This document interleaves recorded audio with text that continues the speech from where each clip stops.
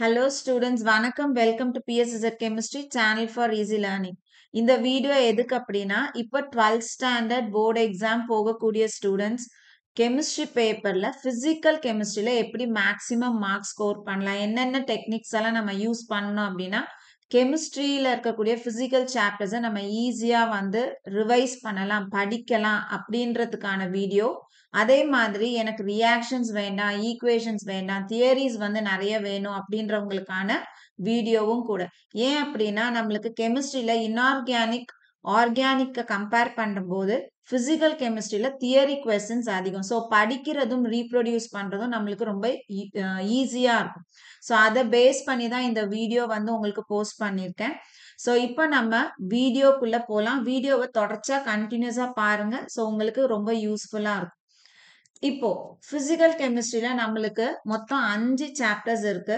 ஒன்னு solid state, ரெண்டாவது chemical kinetics, மூணாவது அயானிக் ஈக்குவலிபிரியம், நாலாவது எலக்ட்ரோ கெமிஸ்ட்ரி, அஞ்சாவது சர்ஃபேஸ் கெமிஸ்ட்ரி. ஸோ இந்த 5 சாப்டர்ஸ்ல இருந்து நம்மளுக்கு கொஸ்டின் பேப்பர்ல எந்த பார்ட்ல எவ்வளோ கொஸ்டின்ஸ் வரும் அப்படின்றதையும் நான் உங்களுக்கு சொல்றேன். 1 மார்க் பாத்தீங்கன்னா 5 1 மார்க் வரும். So 5 marks. 2 மார்க்ஸ் 3 2 மார்க்ஸ் வரும். டோட்டலா 6 மார்க்ஸ். 3 மார்க்ஸ் 3 கொஸ்டின்ஸ் வரும். 9 மார்க்ஸ். 5 மார்க்ஸ் 2 கொஸ்டின்ஸ் வரும். டோட்டலா 10 மார்க்ஸ். ஸோ மொத்தமா ஒரு கொஸ்டின் பேப்பர்ல பார்த்தோம் அப்படின்னா 30 மார்க்ஸுக்கு நம்மளுக்கு பிசிக்கல் கெமிஸ்ட்ரியில இருந்து கொஸ்டின்ஸ் வரும். இப்போ எக்ஸாக்டா 30 மார்க்ஸ் தான் வருமா அப்படின்னா சில நேரங்கள்ல இந்த 30 அப்படின்றது 32 33 போகலாம், அல்லது 28 27 வரைக்கும் போகலாம். ஒரு 2 மார்க் எக்ஸ்ட்ரா இருக்கலாம், அல்லது ஒரு 2 மார்க் குறைவா இருக்கலாம். ஸோ ஆவரேஜா பார்த்தோம் அப்படின்னா கொஸ்டின் பேப்பர்ல கம்பல்சரி 25ல இருந்து 33 மார்க்ஸ்குள்ள இருக்கும்.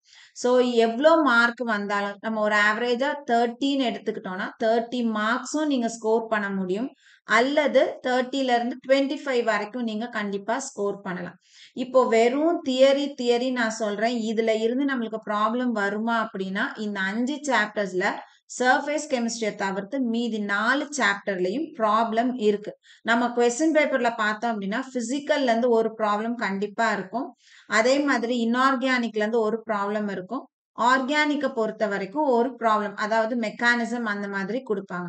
ஸோ டிஃபால்ட்டா பிசிக்கல் கெமிஸ்ட்ரியில இருந்து ஒரு ப்ராப்ளம் நமக்கு இருக்க போகுது. மெயினா பார்த்தோம் அப்படின்னா 2 மார்க்ஸ் அல்லது 3 மார்க்ஸ்ல தான் கேட்கறாங்க. ஸோ அதை விட்டுட்டா கூட மீத இருக்கக்கூடிய ஃபுல் மார்க்ஸும் நம்மளால ஸ்கோர் பண்ண முடியும். ஏன்னா இந்த பார்ட்ல பார்த்தோம்னா ரொம்ப சின்ன சின்ன கொஸ்டின்ஸும் நிறைய இருக்கு. ஸோ நம்ம இப்போ ஒரு ஒரு ஸ்லைடா உள்ள போலாம். இப்போ நான் உங்களுக்கு எப்படி பிரிச்சு கொடுத்திருக்கேன் அப்படின்னா டிஃப்ரெண்ட் கேட்டகரிஸ்ல கொஸ்டின்ஸை பிரிச்சிருக்கோம். ஒவ்வொரு கேட்டகரியில நம்ம சில செட் ஆஃப் கொஸ்டின்ஸ் கொடுத்திருக்கோம். அந்த கொஸ்டினை நீங்க படிக்கும் பொழுது நம்ம கொஸ்டின் பேப்பர்ல ஒரு பார்ட் ஆஃப் கொஸ்டினை நம்ம அட்டென்ட் பண்ற மாதிரி இருக்கு. So first set of questions என்ன அப்படின்னு பார்ப்போம். First set differentiating question. நீங்க ப்ரீவியஸ் இயர்ஸ் கொஸ்டின் பேப்பர்ஸ் எடுத்து பார்த்தோம் அப்படின்னா கண்டிப்பா அதுல ஒரு டிஃபரன்ஷியேஷன் கொஸ்டின் இருக்கும். Difference, distinguish, differentiate, give the differences, இந்த மாதிரி டாபிக்ல ஒரு கொஸ்டின் இருக்கும். 2 மார்க்ஸ்லயோ அல்லது 3 மார்க்ஸ்லயோ அல்லது 5 மார்க்ஸ்லயோ கண்டிப்பா ஒண்ணு உண்டு. டெரிவேஷன்ல இருந்து கண்டிப்பா ஒரு கொஸ்டின் நமக்கு கேட்பாங்க. யூசஸ்ல இருந்து ஒரு கொஸ்டின் கண்டிப்பா கேட்பாங்க. Direct question state, define, what, இந்த மாதிரி கொஸ்டின்ஸும் பேப்பர்ல உண்டு. ஸோ அப்படி பார்த்தோம்னா நம்மளுக்கு ஒரு அதிக இம்பார்ட்டன்ஸ் இருக்கக்கூடியது இந்த டிஃபரன்ஷியேட்டிங் கொஸ்டின். வெறும் பிசிக்கல் மட்டும் தான் இங்க நம்ம கொடுத்துருக்கோம். இன்ஆர்கானிக்லயும் இதே மாதிரி டிஃபரன்சியேஷன் கொஸ்டின்ஸ் இருக்கு, ஆர்கானிக்லயும் இருக்கு. ஸோ மற்ற 2 பார்ட்டை கம்பேர் பண்ணும்பொழுது பிசிக்கல்ல நிறைய கொஸ்டின் இருக்கும். ஸோ இதை நீங்க கான்சென்ட்ரேட் பண்ணுங்க. நம்ம பிசிக்கல் கெமிஸ்ட்ரி மட்டும் கொடுத்துருக்கோம். ஸோ பிசிக்கல்ல ஃபர்ஸ்ட் கொஸ்டின் பார்த்தோம் அப்படின்னா differentiate crystalline and amorphous solids, differentiate isotropy and anisotropy, distinguish between hexagonal close packing and cubic close packing. Fourth question, distinguish tetrahedral and octahedral voids. So இந்த first இருக்கக்கூடிய 4 கொஸ்டினும் solid ஸ்டேட்ல இருந்து கேட்ட questions. இதுல இந்த first கொஸ்டினும் செகண்ட் கொஸ்டினும் board எக்ஸாம்ல ப்ரீவியஸா நமக்கு வந்த கொஸ்டின்ஸ். அடுத்தது fifth question, give the differences between order and molecularity of a reaction, give the differences between rate and rate constant of the reaction. இது ரெண்டும் 5ம் 6ம் கெமிக்கல் கைனடிக்ஸ் சாப்டர்ல உள்ளது. இது ரெண்டுமே வந்து போர்டுல கேட்ட கொஸ்டின்ஸ் தான். அடுத்தது 7th question, differentiate physis option and chemis option. 8th question, what is the difference between homogeneous and heterogeneous catalysis? 9th question, what is the difference between a sol and a gel? இது மூணும் பார்த்தோம் அப்படின்னா surface chemistryல இருக்கக்கூடிய differentiation question. இதுல differentiate physis option and chemis option board question. இந்த இடத்துல what is the difference between homogeneous and heterogeneous? டிஃபரன்ஸா நமக்கு கேட்கல, ஆனா தனித்தனியா 2 மார்க்ஸ்ல கேட்டிருக்காங்க. what is a homogeneous catalysis reaction? give an example. what is a heterogeneous catalysis reaction? give example னு நம்மளுக்கு board எக்ஸாம்ல கேட்டிருக்காங்க. ஸோ இந்த 9 டிஃபரன்ஷியேட்டிங் கொஸ்டின்ஸும் நீங்க படிச்சிட்டீங்க அப்படின்னா நம்ம வந்து ஒரு 20% கொஸ்டின் பேப்பர்ல அட்டென்ட் பண்ற மாதிரி கொஸ்டின்ஸ் நம்ம முடிச்சிருக்கோம் அப்படின்னு நமக்கு தெரியும். அடுத்தது பார்த்தோம் அப்படின்னா டெரிவேஷன் கொஸ்டின். நம்மளுக்கு கொஸ்டின் பேப்பர்ல கண்டிப்பா ஒரு டெரிவேஷன் இருக்கும். இன்ஆர்கானிக் ஆர்கானிக்ல டெரிவேஷனே கிடையாது. ஸோ டெரிவேஷன் வந்தா நம்மளுக்கு பிசிக்கல் பார்ட்ல தான், இங்க கொடுத்திருக்க கொஸ்டின்குள்ள தான் நம்மளுக்கு கேட்க போறாங்க. So first question, derive the integrated rate law for a first order reaction. Second question, derive the integrated rate law for zero order reaction. So இந்த ரெண்டு கொஸ்டினும் பார்த்தோம் அப்படின்னா நம்மளுக்கு கெமிக்கல் கைனடிக்ஸ்ல இருக்கக்கூடிய டெரிவேஷன். இது இல்லாம இந்த சாப்டர்ல வந்து டெரிவேஷன் நம்மளுக்கு கேட்கறது கிடையாது. ஆனா எப்படி கேட்பாங்கன்னா இந்த half life period வச்சு what is the half life period value of a first order reaction, what is the half life period for a zero order reaction, அந்த மாதிரி கேட்பாங்க. ஸோ அதை வந்து பின்னால நம்ம வந்து தனியா டைரக்ட் கொஸ்டினுக்கு கொடுத்துருக்கோம், அப்ப பார்க்கலாம். இங்க வரும்போது third question, derive the relationship between pH and POH. 4 derive an expression for Ostwald's dilution law. 5 derive Henderson equation. So இது மூணும் பார்த்தோம் அப்படின்னா அயானிக் ஈக்குவலிபிரியம் சாப்டர்ல இருந்து கேட்ட கொஸ்டின்ஸ். இதுல பார்த்தோம் அப்படின்னா இந்த ஹேண்டர்சன் ஈக்குவேஷன், ஆஸ்ட்வெல்ட் டைலூஷன்லால ரொம்ப முக்கியமான question.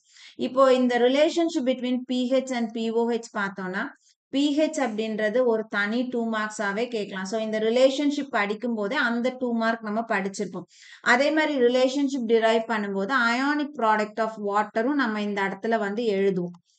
H3O plus concentration into OH minus concentration is equal to Kw, which is equal to 10 to the power minus 14. So, இது வந்து தனியா what is the ionic product of water, what is the value of ionic product of water at room temperature னு ஒரு 2 mark question இருக்கு.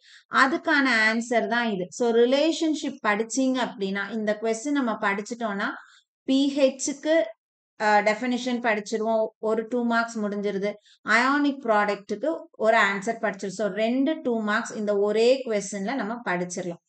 அடுத்தது 6th question, derive an expression for Nernst equation. இது electro கெமிஸ்ட்ரியில இருக்கக்கூடிய ஒரு ஸ்டாண்டர்ட் கொஸ்டின். அடுத்த category வந்து calculation question. So இது நம்ம வந்து டெரிவேஷன் பார்ட்ல படிக்கல, இதை கால்குலேஷன் பார்ட்டுக்கு படிக்கிறோம்.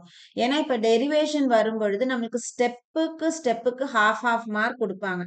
இங்க வந்து நம்மளுக்கு ஸ்டெப் மார்க் கிடையாது, வேல்யூஸுக்கு தான் மார்க். இப்ப எக்ஸாம்பிளுக்கு நம்ம வால்யூம் ஆஃப் இந்த இடத்துல நம்ம வந்து calculate the percentage of packing efficiency in simple cubic crystal அப்படின்னா நம்ம இந்த இடத்துல என்ன எழுத போறோம், பேக்கிங் எஃபிஷியன்சினா அதனுடைய டெஃபினிஷன் ஒரு ரேஷியோ இருக்கும், total volume occupied by the sphere divided by volume of the unit cell into 100. So அதுக்கு ஒரு மார்க் கொடுப்பாங்க. அதுக்குன்னு ஒரு படம் இருக்கும், படத்துக்கு ஒரு ஹாஃப் மார்க் கொடுப்பாங்க. அதுக்கு கீழே பார்த்தோம் அப்படின்னா volume of unit cell is equal to அப்படின்னு போட்டு a cube. So volume of unit cell is equal to a கியூபுக்கு ஒரு மார்க், அதுக்கு தனி மார்க். அடுத்தது ரேடியஸ் நம்ம எப்படி டிரைவ் பண்ணோம்லாம் நம்மளுக்கு மார்க் கிடையாது. R is equal to A/2 அவ்வளவுக்கு தான். So r is equal to A/2 எழுதணும்னா மார்க். அடுத்தது வால்யூம் ஆஃப் ஸ்பியர் வந்து ஆக்சுவலா 4/3 πr கியூப் நம்மளுக்கு formula. So volume of a sphere is equal to 4/3 πr cube நீங்க ஸ்டார்ட் பண்ணுவீங்க. ஸோ இந்த இடத்துக்கெல்லாம் நம்மளுக்கு மார்க் கிடையாது, இதை கடைசியா நம்ம முடிப்போம். pi a cube by 6. So volume of sphere is equal to pi a cube by 6க்கு தான் மார்க். இதுக்கு மேல இருக்கக்கூடிய சப்ஸ்டிடியூஷனுக்கெல்லாம் மார்க் கிடையாது. அதனால இந்த மாதிரி இருக்கக்கூடிய கொஸ்டினை நான் calculation பார்ட்ல கொடுத்திருக்கேன். So first question என்னன்னு பார்ப்போம். Calculate the percentage of packing efficiency in simple cubic crystal. Second question, calculate the percentage efficiency of packing in case of body-centered cubic crystal. Third question, calculate the percentage of packing efficiency in face-centered cubic crystal. நாலாவது, calculate the number of atoms in a simple cubic unit cell. Fifth question, calculate the number of atoms in a BCC unit cell. Sixth question, calculate the number of atoms in a FCC unit cell. So மேல இருக்கக்கூடிய first 3 question வந்து packing efficiency ஓட percentage calculate பண்றது. 4, 5, 6 அப்படின்றது number of atoms calculate பண்றது. So படிக்கும்போது இந்த packing efficiency simple cubic, body centered cubic, face centered cubic ஒரு டேபிள் போட்டு மூணுத்தையும் கம்பேர் பண்ணி படிச்சிங்கன்னா வேல்யூஸ் ஞாபகம் வச்சுக்கிறது ரொம்ப ஈஸி. அதே மாதிரி calculate the number of atoms ஒரு டேபிள் போட்டு நீங்க படிச்சிங்க அப்படின்னா நம்மளுக்கு ஈஸியா வந்து ஞாபகம் வச்சுக்கலாம். எக்ஸாம்ல அதை ரீப்ரொடியூஸ் பண்றதும் நம்மளுக்கு ரொம்ப ரொம்ப ஈஸி. ஸோ இந்த 6 கொஸ்டினும் நம்மளுக்கு சாலிட் ஸ்டேட்ல இருந்து எடுக்கக்கூடிய கொஸ்டின்ஸ். நெக்ஸ்ட் கேட்டகரி என்ன அப்படின்னு பார்த்தோம்னா தியரிஸ். ஸோ தியரிஸ் நம்மளுக்கு என்ன கொடுத்துருக்காங்கன்னா மொத்தம் நம்மளுக்கு 3 தியரி இருக்கு பிசிக்கல் கெமிஸ்ட்ரியை பொறுத்த வரைக்கும். ஃபர்ஸ்ட் தியரி என்னன்னு பார்ப்போம். Explain briefly the collision theory of bimolecular reactions. So collision theory எதுல வருதுன்னா கெமிக்கல் கைனடிக்ஸ்ல வருது. அந்த லெசன்ல இருக்க ஒரே ஒரு தியரி அது மட்டும்தான். அடுத்தது second question, explain the intermediate compound formation theory of catalysis with an example. Third question, describe adsorption theory of catalysis. So adsorption theory போர்ட்ல கேட்ட question. இப்போ மொத்தம் நம்மளுக்கு இந்த 3 தியரிஸ் படிச்சிட்டோம் அப்படின்னா நம்ம பிசிக்கல் சாப்டர்ல இருக்கக்கூடிய தியரிஸ் ஒர்க் முடிஞ்சது. இப்போ இந்த செகண்ட் கொஸ்டினும் தேர்ட் கொஸ்டினும் சர்ஃபேஸ் கெமிஸ்ட்ரியில உள்ளது. சில நேரம் இந்த 2 கொஸ்டினையும் சேர்த்து கம்பைன் பண்ணி நமக்கு ஒரே கொஸ்டினா கேட்பாங்க. அப்போ கொஸ்டின் எப்படி கேட்பாங்க அப்படின்னா explain the theories of catalysis. So explain the theories of catalysis ன்னு கேட்டாங்கன்னா intermediate compound formation theoryயும் எழுதணும், adsorption theoryயும் எழுதணும். ஸோ கொஸ்டினை கவனிச்சுட்டு அதுக்கு தகுந்த மாதிரி ஆன்சர் எழுதுங்க. அடுத்தது கேரக்டரிஸ்டிக் கொஸ்டின்ஸ். ஸோ ஒரு 3 கொஸ்டின் தான் நமக்கு இருக்கு. என்ன அப்படின்னு பார்த்தோம்னா ஒன்னு give any 3 characteristics of ionic solid. So இது ரொம்ப முக்கியமான question board point of view. அடுத்தது give 2 important characteristics of physisorption. அடுத்தது give the characteristics of catalyst. So இதுல first question வந்து நமக்கு solid stateல உள்ளது. 2 and 3 வந்து surface chemistryல உள்ளது. ஸோ இந்த 3 கொஸ்டின் படிச்சிட்டோம்னா கேரக்டரிஸ்டிக் கொஸ்டின்ஸ் முடிஞ்சிச்சு. ஸோ நம்ம இந்த மாதிரி பார்ட்டா கேட்டகரைஸ் பண்ணி படிக்கும் பொழுது நம்ம மொத்தமா பிசிக்கல் சாப்டர்ல இருக்கக்கூடிய ஒரு கேட்டகரி முடிச்சிடும், அடுத்த கேட்டகரி முடிச்சிடும். ஸோ அந்த மாதிரி கொஸ்டின்ஸ் வந்து நம்ம நிறைய கவர் பண்ண முடியும். ஸோ அதுக்காக தான் கொஸ்டின்ஸ் வந்து கேட்டகரைஸ் பண்ணி கொடுத்துருக்கேன் இங்க. அடுத்தது பார்த்தோம் அப்படின்னா ரைட் நோட்ஸ் ஆன். ஸோ இந்த ரைட் நோட்ஸ் ஆன் ஒரு 7 கொஸ்டின் நம்ம கொடுத்துருக்கோம். இப்போ நான் உங்களுக்கு கொடுக்குற கொஸ்டின்ஸ் எல்லாம் புக் பேக் கொஸ்டின்ஸும் இருக்கு, சில புக் உள்ள இருக்கக்கூடிய கொஸ்டின்ஸும் இருக்கு. ஸோ இவ்வளவுதான் கொஸ்டின்ஸா அப்படின்னா இன்னும் கூட கொஸ்டின்ஸ் நம்ம எடுக்கணும்னா எவ்வளோ வேணாலும் எடுக்கலாம்.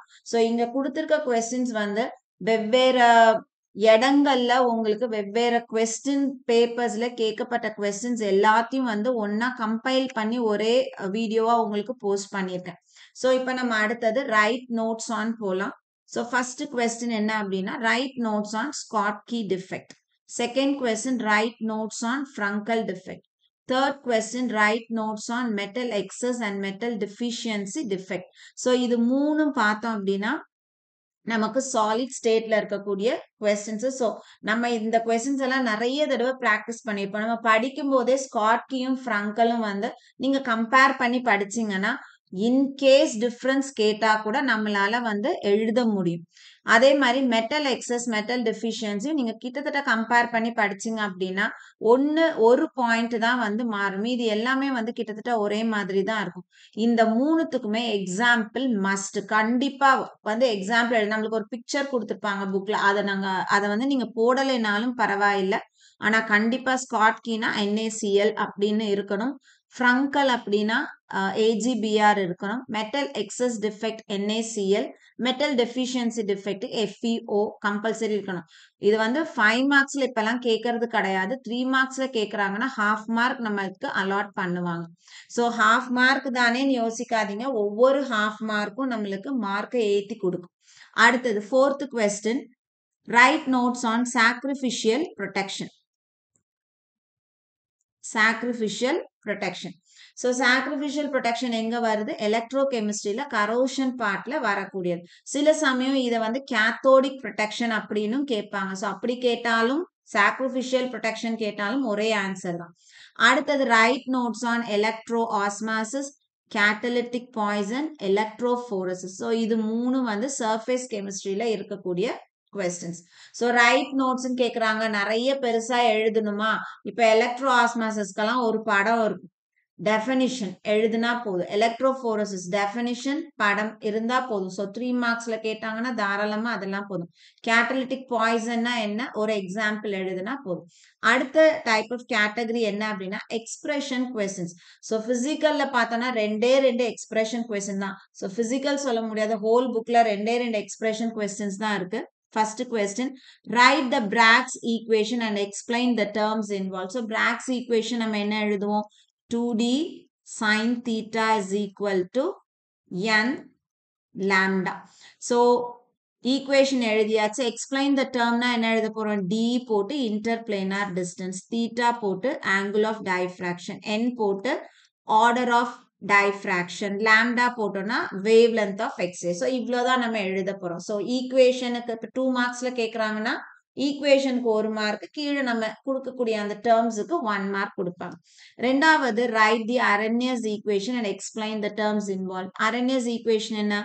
K is equal to A e power minus EA by RT.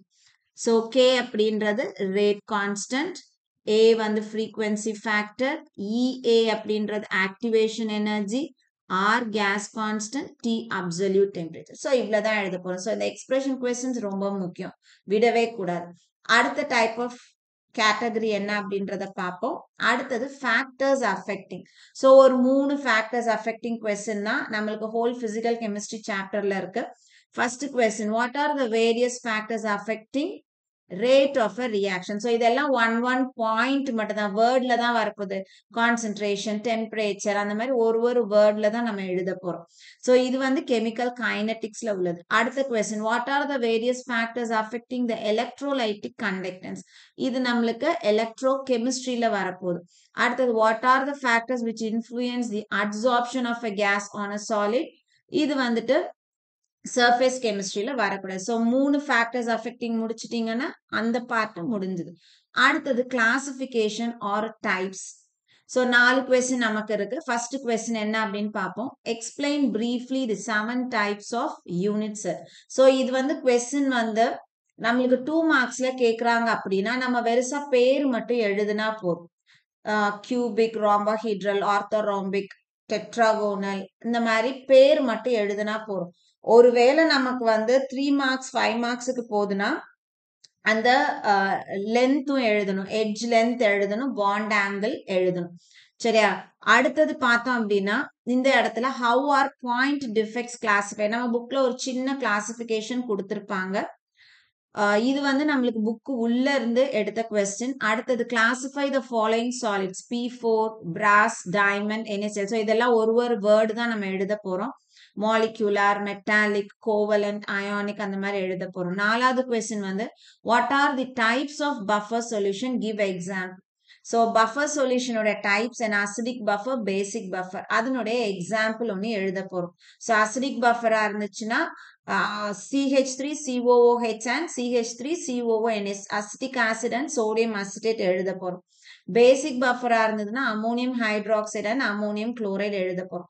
இப்போ எப்பவுமே பார்த்தோம் அப்படின்னா நம்மளுக்கு what are the types of buffer solution கேட்க மாட்டாங்க. எப்போ கேட்டாலும் what is a buffer solution, what are its type, give example, அப்படிதான் கேட்பாங்க. ஸோ நான் டைப்ஸ் கொடுக்கணுன்றதுனால இந்த இடத்துல உங்களுக்கு டைப்ஸ் ஆஃப் பஃபர் சொல்யூஷன் கொடுத்துருக்கேன். ஸோ இது 4ம் தான் இதுல வந்து முதல் 3ம் பார்த்தோம் அப்படின்னா நம்மளுக்கு எங்க வந்துருது சாலிட் ஸ்டேட்ல வருது. 4வது வர்றது வந்து அயானிக் ஈக்குவலிபிரியம்ல வரும். ஸோ அடுத்தது ஸோ இப்போ இதுக்கு முன்னாடி வரைக்கும் பார்த்தது அதாவது இங்க வரைக்கும் நம்ம பார்த்தது டிஃப்ரெண்ட் கேட்டகரிஸ்ல பார்த்துருக்கோம். இது இல்லாம நம்ம வந்து என்ன கொஸ்டின்ஸ் எல்லாம் படிக்கணும், இது இல்லாம டைரக்ட் கொஸ்டின்ஸ் என்னென்னலாம் இருக்குன்னு ஒவ்வொரு லெசன்ல இருந்து நான் உங்களுக்கு கொடுத்துருக்கேன். ஸோ ஃபர்ஸ்ட் டைரக்ட் கொஸ்டின் வந்து சாலிட் ஸ்டேட்ல இருந்து கொடுத்துருக்கோம். இதுல புக்கு உள்ள இருந்தும் இருக்கு, புக் பேக் கொஸ்டின்ஸும் இருக்கு. So define unit cell. Second question, what are point defects? Third question, why ionic crystals are hard and brittle? அடுத்தது, what is meant by the term coordination number? What is the coordination number of atoms in a BCC structure? What are primitive and non-primitive unit cell? What is impurity defect? What is packing efficiency? Define covalent solids. So இந்த covalent solids ஒரு தடவை வந்து போர்டில் கேட்டிருந்தாங்க, அதனால அந்த question நான் include பண்ணியிருக்கேன். ஸோ இதுல நம்ம ஜென்ரலா வந்து ஸ்கூல்ஸ்ல ப்ராக்டிஸ் பண்ற கொஸ்டின்ஸ் எதெல்லாம் யூனிட் செல் இருக்கும், why ionic crystals are hard and brittle இருக்கும், what is meant by the term coordination number, what is the coordination number of atoms in BCC. So இதுக்கு வெறும் ஆன்சர் 8 தான் இந்த ரெண்டாவது பார்ட்டுக்கு.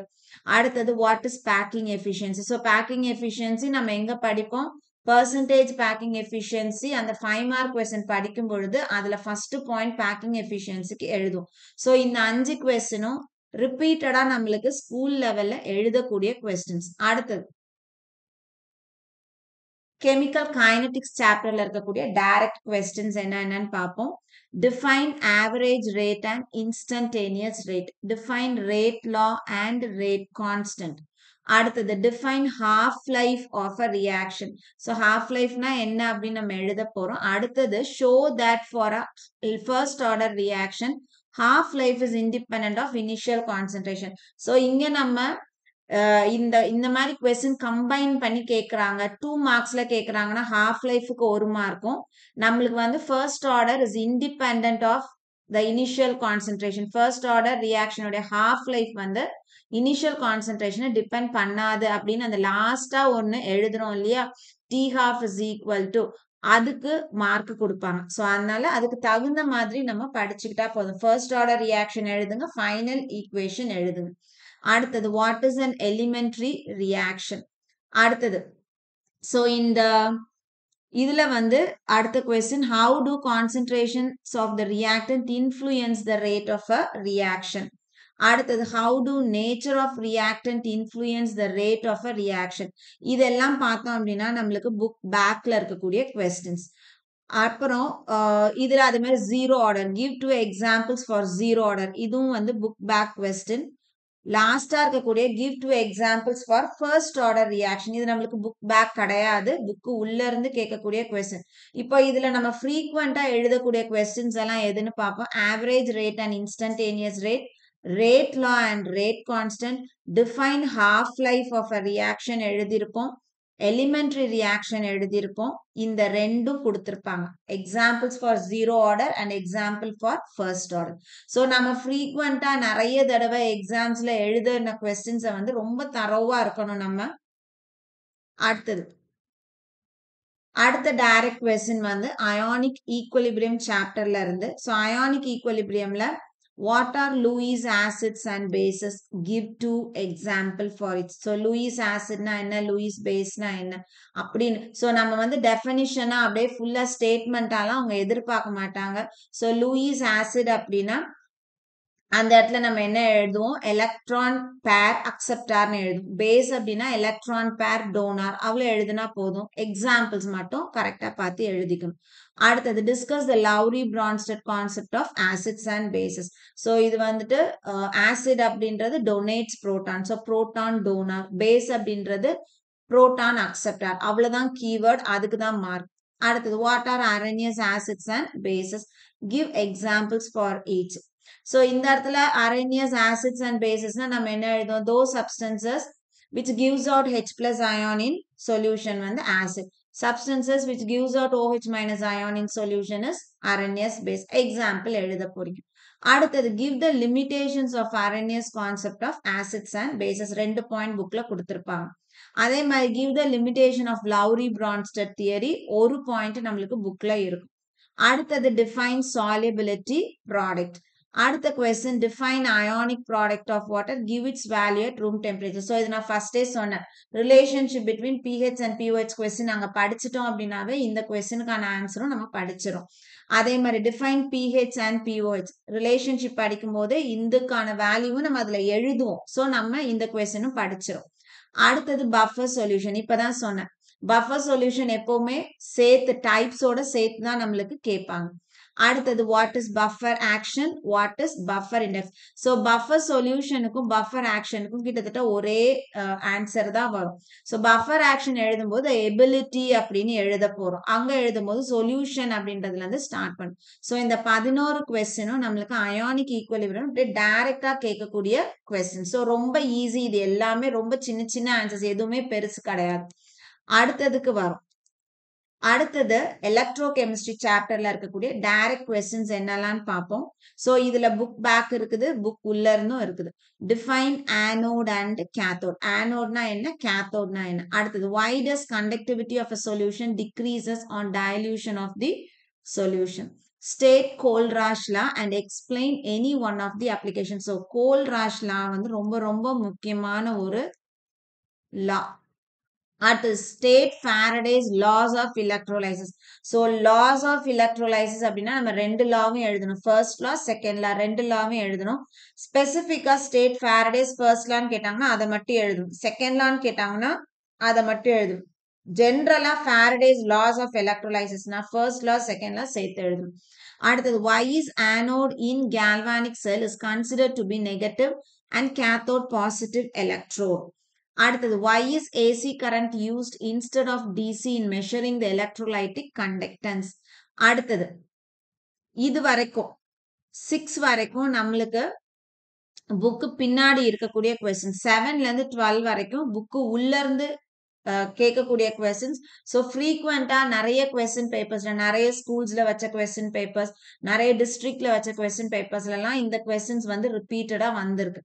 So 7th question define resistivity, 8 வந்து define specific conductance, 9 define molar conductivity, 10 define equivalent conductance, 11 state Ohm's law, 12 how are metals protected from corrosion by cathodic protection method. So இதை நம்ம sacrificial protection method நம்ம book பின்னாடி கொடுத்திருப்பாங்க. நான் right நோட்ஸ்ல உங்களுக்கு சொன்னேன், cathodic protection கேட்டாலும் சரி, sacrificial ப்ரொடெக்ஷன் மெத்தட்னு கேட்டாலும் சரி, ஒரே ஆன்சர் தான் நம்ம எழுத போறோம். ஸோ கொஸ்டின் கேட்கக்கூடிய விதம் மட்டும்தான் நம்மளுக்கு மாறுது. ஸோ இந்த 12 கொஸ்டினும் நமக்கு எலக்ட்ரோ கெமிஸ்ட்ரி சாப்டர்ல இருந்து டைரக்டா எழுதக்கூடிய ஆன்சர்ஸ். அடுத்தது பார்த்தோம் அப்படின்னா சர்ஃபேஸ் கெமிஸ்ட்ரி. ஸோ சர்ஃபேஸ் கெமிஸ்ட்ரியில இருக்கக்கூடிய ஆன்சர்ஸ் எல்லாம் ரொம்ப ரொம்ப சின்ன சின்ன ஆன்சர்ஸ். எனக்கு ரொம்ப நல்லா தியரி படிக்க முடியும்னு நினைக்கிறவங்க இங்க கொடுத்துருக்க எல்லா கொஸ்டினும் படிச்சிருக்கலாம். ஸோ இதுல வந்து பார்த்தோம் அப்படின்னா 1-2 கொஸ்டினை தவிர்த்து மீதி எல்லாமே புக்கு உள்ள இருக்கக்கூடிய கொஸ்டின் தான். ஏன்னா புக்கு பின்னாடி இருக்கக்கூடிய கொஸ்டின்ஸ் எல்லாம் நம்ம ரீசன் பண்ற மாதிரியான கொஸ்டின்ஸ் இருக்கும். அதனால நான் அதை டைரக்ட்ல கொடுக்கல. எல்லாமே டைரக்ட் கொஸ்டின்ஸ் வந்து நம்மளுக்கு புக்கு உள்ள இருக்கிறது தான். So first question, what is positive and negative catalyst? Give example. அடுத்தது what is a homogeneous catalysis? Give example. அடுத்தது what is a heterogeneous catalysis? Give example. What is autocatalysis? Give example.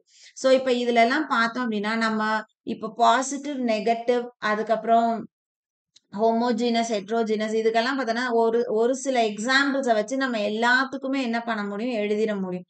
சரி, அப்புறம் Motors, அதுக்கப்புறம் வந்து catalyst poison, positive catalyst, இது எல்லாத்துக்கும் ஒரே example ammonia ப்ரிப்பரேஷனை நம்ம எழுதிடலாம். சரி, அது மாதிரி ஹோமோஜீனஸுக்கு நம்ம என்ன எழுதலாம் அப்படின்னா sulphur trioxide preparation in presence of nitric oxide NO.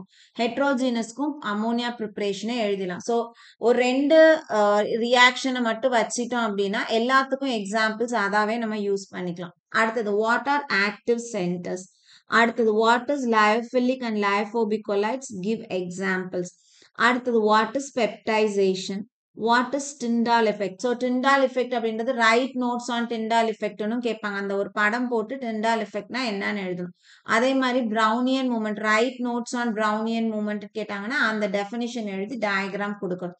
அடுத்தது what is coagulation, explain any one method of coagulation. coagulationனா என்ன? ஸோ நம்மளுக்கு ஒரு 4-5 மெத்தட்ஸ் கொடுத்துருப்பாங்க. அதில் எந்த மெத்தட் உங்களுக்கு ஈஸியாக இருக்குதுன்னு நீங்கள் ஃபீல் பண்ணுறீங்களோ அந்த மெத்தடை படித்து அதை எழுதிடுங்க. அடுத்தது வாட் இஸ் அன் எமல்ஷன், எமல்ஷன்னா என்ன, what are its type, 2 type of emulsions இருக்கு. Oil in water, water in ஆயில்னு 2 இருக்கு. எமல்ஷன் அப்படின்றது liquid in liquid is called as emulsion, அவ்வளவுதான்.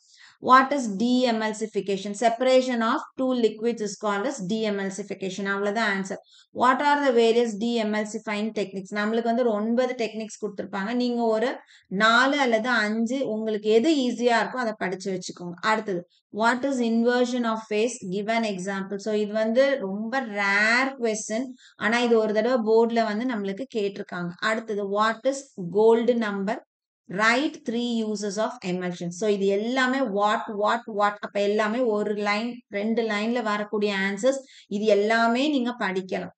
அடுத்தது ஸோ டைரக்ட் கொஸ்டின்ஸ் அவ்வளோதான். மேக்சிமம் கொஸ்டின் பேப்பர்ஸ்ல வந்த ப்ரீவியஸ் இயர்ஸ் வேற இடத்துல இருந்து எடுக்கப்பட்ட கொஸ்டின் பேப்பர்ஸ் எல்லாத்துல இருந்தையும் கம்பைல் பண்ணி உங்களுக்கு கொடுத்ததான் டைரக்ட் கொஸ்டின்ஸ் எல்லாமே. ஸோ எதுவுமே ரொம்ப பெரிய ஆன்சர்ஸ் உங்களுக்கு கொடுக்கல, எல்லாமே சின்ன சின்ன கொஸ்டின்ஸ் தான் கொடுத்துருக்கு. அடுத்த கேட்டகரி என்ன அப்படின்னு பார்த்தோம்னா explain and describe questions. So இதுதான் வந்து நம்ம படிக்கும்போது கொஞ்சம் கஷ்டமா ஃபீல் பண்ணக்கூடிய பார்ட் எதுனா இந்த எக்ஸ்பிளைன்னு பார்த்துட்டாலே நம்ம ரொம்ப வந்து கஷ்டப்படுவோம். ஆனா நம்மளுக்கு கொஸ்டின் தான் எல்லாமே எக்ஸ்பிளைன்னு இருக்கும், ஆனா எழுதுறது வந்து ரொம்ப ஈஸியா எழுதலாம். So first explain the rate determining step with an example. So இந்த இடத்துல பார்த்தோம் அப்படின்னா ரேட் டிட்டர்மைனிங் ஸ்டெப்புக்கு hydrogen peroxide in presence of iodine வந்து கேட்டலிஸ்ட் கொடுத்துருப்பாங்க. நம்ம வந்து ரேட் டிட்டர்மைனிங் ஸ்டெப்னா என்னன்னு எழுதி வெறும் ஒரு ஈக்குவேஷனாவது எழுதுங்க. ஏதாவது அந்த ஃபைனல் ஈக்குவேஷன் மட்டுமாவது எழுதுனா கூட மார்க் வந்து பாதி மார்க் நம்மளுக்கு கொடுத்துருவாங்க. ஸோ இது வந்து பைமாலிகுலர் அந்த மாதிரி கீவேர்டு எழுதுனா போதும். அடுத்தது describe the graphical representation of first order reaction. So first ஆர்டருக்கு ஒரு கிராஃப் கொடுத்துருப்பாங்க. ஸோ இந்த மாதிரி போட்டு ஒரு லைன் ஒன்று கொடுத்துருப்பாங்க. இந்த கிராஃபை போட்டு ஃபர்ஸ்ட் ஆர்டர் ரியாக்ஷன் எழுதுனா போதும். அடுத்தது explain the effect of catalyst on reaction rate with an example.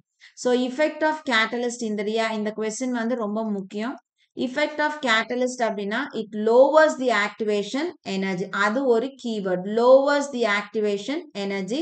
ரெண்டாவது வந்து more number of products are formed. So இந்த 2 எழுதணும். அதுக்கு ஒரு டயக்ராம் கொடுத்துருப்பாங்க, இந்த மாதிரி ஒரு டயக்ராம் கொடுத்துருப்பாங்க. ஸோ இந்த டயக்ராம் வந்து நீங்க போட்டீங்கன்னா மார்க் கொடுத்துருவாங்க. அடுத்தது explain pseudo first order reaction. So இதுவும் வந்து முக்கியமான கொஸ்டின். சூடோ ஃபர்ஸ்ட் ஆர்டர் ரியாக்ஷன்னா order can be altered. A second order reaction can be altered by increasing the concentration of any one of the reactant அப்படின்னு எழுதுனா போறோம். ஒரு example எழுதணும். நம்மளுக்கு எஸ்டர் ஹைட்ரோலைசிஸ் கொடுத்துருப்பாங்க. இந்த 4 வந்துட்டு இந்த 4 வந்து நம்மளுக்கு கெமிக்கல் கைனடிக்ஸ் சாப்டர்ல இருக்கக்கூடிய கொஸ்டின்ஸ். அடுத்தது எக்ஸ்பிளைன் காமன் அயான் எஃபெக்ட். இந்த காமன் அயான் எஃபெக்ட் வந்து காமனா கேட்கக்கூடிய கொஸ்டின் தான். So the dissociation of weak acid is suppressed by the presence of common ion அப்படின்னு நம்ம எழுதணும். ஒரு எக்ஸாம்பிள் எழுதணும். ஸோ சோடியம் அசிட்டேட்டு பிரிச்சு எழுதணும். அதே மாதிரி அசிட்டிக் ஆசிடை பிரிச்சு எழுதி நம்ம என்ன எழுத போறோம், CH3COO minus concentration is increased to maintain equilibrium. Excess amount of CH3COO minus combines with H plus forming acetic acid னு எழுத போறோம். Thereby dissociation of acetic acid is suppressed னு எழுதும். ஸோ அவ்வளவுதான். ஒரு எழுதுறோம் அப்படின்னா ஒரு 2 லைன் தான் நம்மளுக்கு எழுதுறதுக்கு வரும். ஸோ 3 மார்க்ஸ்ல கேட்பாங்க. இது வந்து அயானிக் ஈக்குவலிபிரியம் சாப்டர்ல இருக்கக்கூடிய கொஸ்டின். அடுத்தது பார்த்தோம்னா describe the electrolysis of molten sodium chloride using inert electrodes. Describe the construction of Daniell cell. Write the cell reaction. Explain the function of H2O2 fuel cell. அடுத்தது explain the IUPAC cell notation for a galvanic cell. Explain the construction of standard hydrogen electrode. So இந்த 6ல இருந்து 10 வரைக்கும் இருக்கக்கூடிய questions வந்து electro chemistry சாப்டர்ல. So ஒன்னு ஒரு விதத்துல முக்கியமான கொஸ்டின். உங்களுக்கு இந்த 5 கொஸ்டின் 6 கொஸ்டின்ல எவ்வளோ படிக்க முடியுமோ படிச்சுக்கோங்க. அடுத்தது What are enzymes? Write a brief note on the mechanism of enzyme catalysis. Describe some features of catalysis by zeolites. இது ரெண்டும் சர்ஃபேஸ் கெமிஸ்ட்ரியில இருக்கக்கூடிய புக் பேக் கொஸ்டின். ஸோ இப்போ நம்ம வந்து உங்களுக்கு இந்த வீடியோல கிட்டத்தட்ட ஒரு 50-60 கொஸ்டின்ஸ் நாங்க வந்து கொடுத்துருக்கேன். ஸோ இதுல முதல் கேட்டகரியில இருந்து நீங்க அப்படியே கீழே வந்துட்டே இருக்கலாம். ஒரு பார்ட்டா differentiation, derivation, factors affecting, expression questions, write notes, அந்த மாதிரி ஒவ்வொரு பார்ட்டா நீங்க முடிச்சு வரும்போது பிசிக்கல் கெமிஸ்ட்ரியில இருந்து கிட்டத்தட்ட ஒரு 80% கொஸ்டின்ஸ் வந்து நீங்க கவர் பண்ணிடுவீங்க. ஸோ உங்களுக்கு ரிவிஷன் பண்ணும் பொழுதும் எடுத்த உடனே நீங்க வந்து ரிவைஸ் பண்றீங்க அப்படின்னா நம்ம எழுதுவோம். டெரிவேஷன் கொஸ்டினா கடகடன்னு அந்த 7 கொஸ்டினையும், டிரைவேஷன் கொஸ்டினை எழுதிட்டோம். டிஃபரன்சியேஷனா 9 டிஃபரன்சியேஷனையும் முடிச்சிரும். அந்த மாதிரி கேட்டகரி பண்ணி படிக்கும் பொழுது உங்களுக்கு சாப்டர்ஸ் கவர் பண்றது ரொம்ப ஈஸியா இருக்கும். ஸோ இவ்ளோ படிச்சா போதுமா அப்படின்னா, நீங்க ஃபுல் மார்க்ஸ் ஸ்கோர் பண்ணணும் அப்படின்னா, இது கூட கண்டிப்பா நம்ம வந்து மினிமம் ப்ராப்ளம்ஸ் வந்து அட்டெண்ட் பண்ணாதான் ஃபுல் மார்க்ஸ் வந்து ஸ்கோர் பண்ண முடியும். அதே மாதிரி எப்பவுமே நம்ம வந்து படிக்கும்போது நெறைய பேர் என்ன பண்ணிடுவோம் அப்படின்னா, அந்த 1 மார்க்க வந்து விட்டுட்டு கொஸ்டின் ஆன்சர்ஸ்க்கு இம்பார்ட்டன்ஸ் குடுப்போம். ஸோ கொஸ்டின் ஆன்சர்ஸ் நம்மளுக்கு மார்க் குடுக்கும் தான். நான் இல்லன்னு சொல்லல. ஆனா நம்மளுக்கு மார்க்க ரைஸ் பண்ணி குடுக்குறது எது அப்படின்னா 1 மார்க்ஸ் தான். ஸோ நீங்க வந்து ஒரு தடவ அந்த சாப்டர்ஸ்ல இருக்கக்கூடிய 1 மார்க்ஸ வந்து படிச்சுட்டீங்கன்னா, நான் வெறும் பிசிக்கல் மட்டும் சொல்லல. Inorganic, organic. ஏன்னா நம்மளுக்கு வந்து ஒரு 7 to 8 கொஸ்டின்ஸ் வந்து புக் பேக் 1 மார்க் தான் வரப்போகுது. மீதி இருக்கக்கூடிய அந்த 7, 8 கொஸ்டினும் வந்து நம்ம படிச்சதுல இருந்து வரக்கூடிய கொஸ்டின்ஸ் வந்து நெறைய இருக்கும். ஏதோ 1, 2 தான் நம்மளுக்கு வந்து படிக்காம கொஸ்டின் ஆன்சர்ஸ்ல படிக்காம வரதா இருக்கும். மீதி எல்லாமே நம்ம வந்து தெரிஞ்ச கொஸ்டினா இருக்கும். அதனால எப்பவுமே ஃபர்ஸ்ட் 1 மார்க்க வந்து படிச்சு முடிச்சிருங்க. ஸோ இப்ப பிசிக்கல்ல 5 சாப்டர்ஸ் இருக்கா, 5 சாப்டர்ல இருக்கக்கூடிய 1 மார்க்க நீங்க ஃபர்ஸ்ட் இனிஷியலா படிக்கிறதுக்கு கொஞ்சம் டைம் எடுக்கும். கொஞ்சம் டைம் எடுத்து படிச்சு முடிச்சுட்டீங்கன்னா, நீங்க டெய்லி கூட ஒரு சாப்டர்ல ரேண்டமா ஒரு கொஸ்டின் நீங்க பார்த்து வெரிஃபை பண்ணும்போது, செக் பண்ணும்பொழுது, உங்களுக்கு அது இன்னும் வந்து மைண்ட்ல வந்து நல்ல ஸ்டோர் ஆகும். ஈஸியா ரிகலெக்ட் பண்ண முடியும். ஒரு 10, 15 மினிட்ஸ் வந்து டெய்லி வந்து 1 மார்க்ஸ் வந்து ரிவைஸ் பண்ணுங்க. மார்க் கண்டிப்பா உங்களுக்கு ஏத்தி குடுக்கும். ஸோ இதோட இந்த வீடியோ வந்து முடியுது. இந்த வீடியோ கண்டிப்பா உங்களுக்கு யூஸ்ஃபுல்லான வீடியோவா இருக்கும்னு நெனைக்கிறேன். இந்த கொஸ்டின்ஸ பேஸ் பண்ணி உங்களோட பிசிக்கல் கெமிஸ்ட்ரி சாப்டர்ஸ வந்து கான்சன்ட்ரேட் பண்ணுங்க. இதே மாதிரி இன்ஆர்கானிக்ல ஒரு வீடியோ போடுறதுக்கு பார்க்குறேன். அதே மாரி ஆர்கானிக்லயும் ஒரு வீடியோ போடுறதுக்கு பார்க்குறேன். ஸோ நல்லா படிங்க. நல்ல எக்ஸாம்க்கு ப்ரிப்பேர் பண்ணுங்க. இப்போல இருந்தே கொஞ்சம் கொஞ்சமா ப்ரிப்பேர் பண்ணுனீங்கன்னா, நெறைய மார்க் நீங்க எடுக்கலாம். So all the best and thank you.